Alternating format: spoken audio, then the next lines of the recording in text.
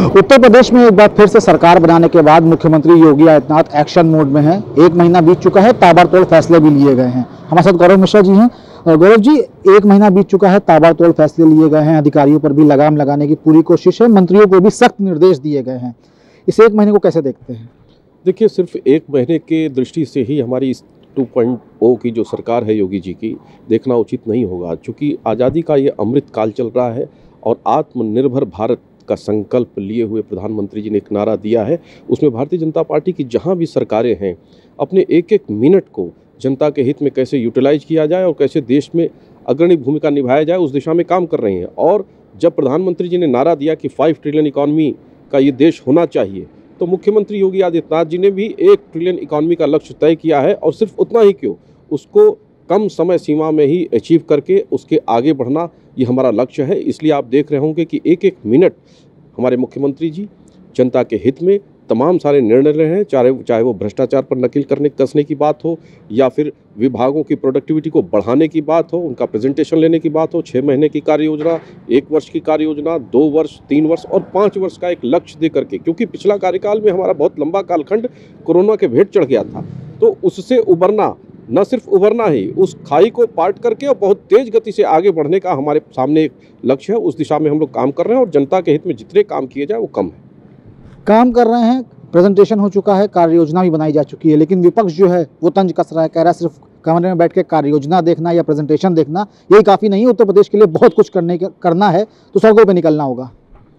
देखिए, जब 5 international airport बनते हैं उत्तर प्रदेश में, जब देश में सबसे ज़्यादा एक्सप्रेसवेज उत्तर प्रदेश में बनते हैं, जब देश में सबसे अधिक मेडिकल कॉलेजेस उत्तर प्रदेश में बनते हैं, तो ये अपने आप में जनता के द्वारा दिया हुआ सर्टिफिकेट है कि दोबारा भारतीय जनता पार्टी की सरकार बनी है। क्योंकि हमारे विकास कार्य सिर्फ बोलते नहीं हैं, दिखते भी हैं। और माननीय मुख्यमंत्री जी इस बात को सुनिश्चित करते हैं। और हमें विपक्ष के सर्टिफिकेट की आवश्यकता नहीं है, जनता के सर्टिफिकेट की आवश्यकता है। और जनता इस बात का प्रमाण बार बार देती है। यही वजह है कि जनता हमें चुनती है। लेकिन इस कार्य को हम और किस गति से बढ़ा सकते हैं, उस दिशा में कैसे हम काम करें, इसके लिए प्रेजेंटेशन की आवश्यकता पड़ती है। हर विभाग को ये एक लक्ष्य दिया जाता है और वो स्वयं अपना लक्ष्य तय करे, उसको अचीव करे। अगर उसमें कोई कमी होगी तो निश्चित रूप से वो उसका एक ऑडिट होगा, एक सिस्टम है उसका, उस आधार पर काम करना है। इसलिए एक एक मिनट हमारे लिए बहुत महत्वपूर्ण है। और भ्रष्टाचार मुक्त शासन देना, 0 टॉलरेंस भ्रष्टाचार और अपराध के प्रति। आपने देखा होगा सिर्फ 1 महीने के कार्यकाल में 500 करोड़ से ऊपर की अवैध संपत्ति को हमारी सरकार ने जब्त कर लिया है। तो एक बात तो सीधा संदेश है, चाहे वो अधिकारी हो, चाहे वो मंत्री हो, चाहे विधायक हो, चाहे वो अपराधी हो, माफिया हो, किसी भी प्रकार की सरकारी संपत्ति या भ्रष्टाचार को अगर वो बढ़ावा देता है या उसमें लिप्त रहता है, उसके खिलाफ कार्रवाई होगी। गौरव जी, उत्तर प्रदेश में इन दिनों 2 नाम चर्चा में हैं, एक शिवपाल सिंह यादव, एक आजम खान साहब। दोनों को लेकर कयास लगाए जा रहे हैं कि दोनों में नज़दीकियां बन रही है, एक अलग गुट बन रहा है। समाजवादी पार्टी फिर से जो है वो संभल नहीं पा रही है, स्थिति बिगड़ती जा रही है। अंदरूनी कलह 2022 विधानसभा चुनाव के बाद निकल कर बाहर आ रही है। कैसे देखते हैं इसको? क्योंकि कयास ये लगाए जा रहे हैं कि शिवपाल सिंह यादव की भारतीय जनता पार्टी से नज़दीकियाँ बढ़ रही हैं। देखिए, दोनों ही सत्ता भोगी रहे हैं। सत्ता के साथ जीवन जीना ही उनका अंतिम लक्ष्य रहा है। और जब सत्ता हाथ में नहीं है तो स्वाभाविक है कि बहुत लंबे समय तक वो संघर्ष नहीं कर पाएंगे। क्योंकि संघर्ष की आदत उनकी चली गई है। जनता के बीच में उतर करके जनता के बीच में काम करना उनके प्रकृति, उनके प्रवृत्ति के खिलाफ है। इसलिए वो अपने दूसरे रास्ते अख्तियार कर रहे हैं। एक तरफ आजम खान साहब उत्तर प्रदेश में मुस्लिम समाज का प्रतिनिधित्व बन करके, उनका नेता बन के अपने आप को प्रोजेक्ट करने का काम कर रहे हैं। वहीं वो समाजवादी पार्टी जिसने सब कुछ दिया आजम खान साहब को, चाहे वो विधायक बने, सांसद बने, मंत्री बने, सब कुछ बने उसी पार्टी से, उसके बाद भी उनको ठेंगा दिखाने में वो पीछे नहीं हटे। रही शिवपाल जी की बात जहाँ तक है, जिसने अपने पिता का सम्मान न किया हो, जिनने सार्वजनिक रूप से अपने पिता का अपमान किया हो, उनके लिए चाचा की क्या हैसियत। तो इसलिए एक प्रकार के भगदड़ और इंटरनल कॉन्फ्लिक्ट की स्थिति, संघर्ष की स्थिति with in the party, Samajwadi party के अंदर है। और एक बात आपको बता दें, समाजवादी पार्टी सियासत के साथ सत्ता के बल पर मलाई चखने वाली, खाने वाली पार्टी है। प्राइवेट लिमिटेड कंपनी की तरह सरकार को चलाने वाली पार्टी रही है। इसलिए अब वो चीज़ें इनके पकड़ से बहुत दूर हैं, सत्ता बहुत दूर दिखाई दे रही है। तो इसलिए भगदड़ जैसी स्थिति, और ये बढ़ेगी, ये कम नहीं होगी।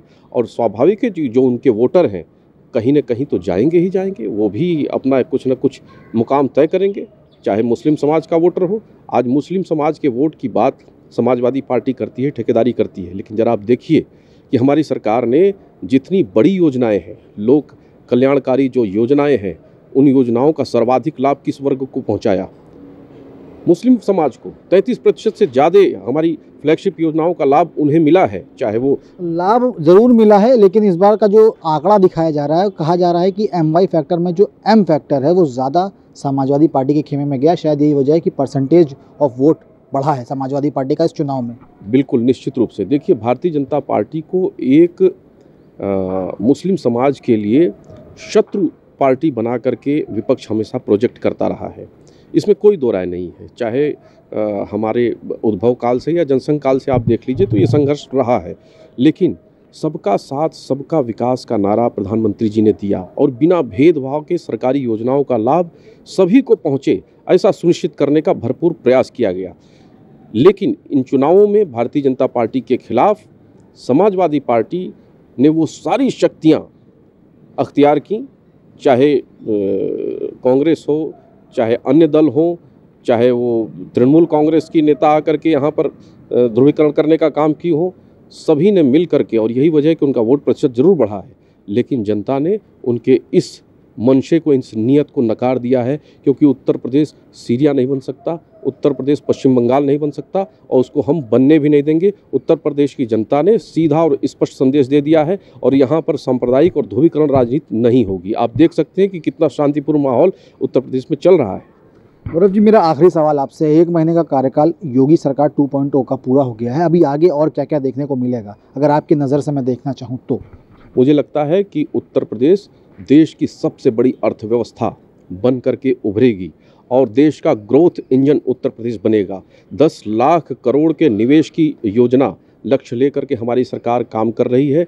एक्सप्रेसवेज के साथ एसोसिएटेड जो एंसिलरी हैं, जैसे dedicated freight corridor, dedicated industrial zone, ये सब विकसित किए जा रहे हैं। और जब ये सब चीज़ें विकसित होंगी, निवेश आएगा तो रोजगार बढ़ेगा और हमारी उत्तर प्रदेश की अर्थव्यवस्था बढ़ेगी। और अर्थव्यवस्था बढ़ेगी तो हम निश्चित रूप से इस देश का नेतृत्व करने के लिए सक्षम भी होंगे और हकदार भी हैं, क्योंकि देश का सबसे बड़ा राज्य है, 25 करोड़ की आबादी इस प्रदेश में रहती है। इसलिए उत्तर प्रदेश को ये हक है बनने का, और उत्तर प्रदेश की जनता ने भी अब इस संकल्प को कमर कस करके तैयार कर लिया है कि हम ये करके ही दिखाएंगे। बिल्कुल, योजनाएं तैयार हैं, रणनीति बना ली गई है। उत्तर प्रदेश को उत्तम प्रदेश बनाने में कोई कसर नहीं छोड़ी जाएगी। जो योगी सरकार की नई 2.0 सरकार है, वो लगातार उत्तर प्रदेश को आगे बढ़ाने के लिए प्रयासरत है और इसी कड़ी में लगातार काम भी किया जा रहा है। वीडियो अनुराग के साथ अभिषेक पांडे, डेली इंसाइडर, लखनऊ।